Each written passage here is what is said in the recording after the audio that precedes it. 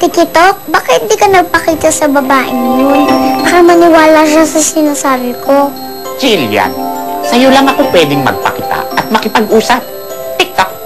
Saka, nanginginig ang maliliit na instrumento sa loob ko sa takot sa babaeng yun. TikTok. Ako nga rin tikitok eh. Takot na takot ako dun sa babaeng yun. Pero kung dito tayo dinala ng singsing, dapat dito lang tayo. Dapat matapos natin ang misyon. Kapag totoong bata na ako, pumunta tayo kay Inay Lynette. Pero dapat matapos natin ang misyon, tikitok.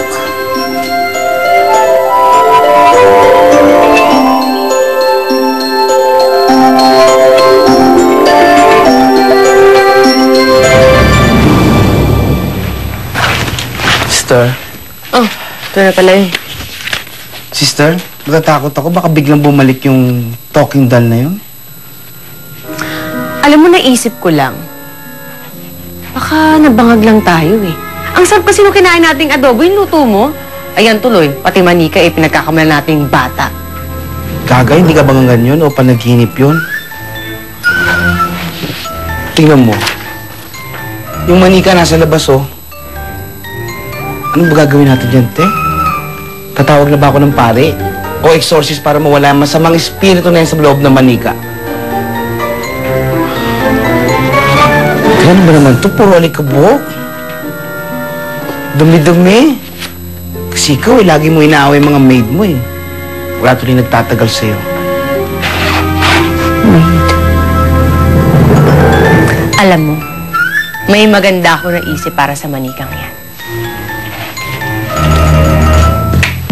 Ate, saan ka pupunta?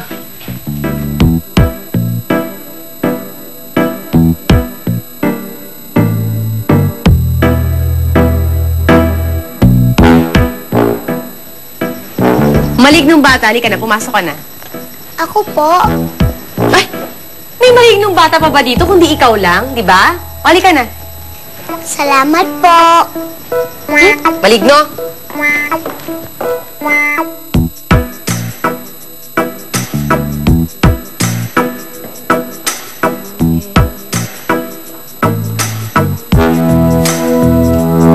Hoy! Sister, ano yan? Bakit mo pinasok dito yan? Wala lang, gusto ko lang. Tsaka, hindi ba kakaibang manika to? Naisip ko lang na mapapakinabangan natin siya.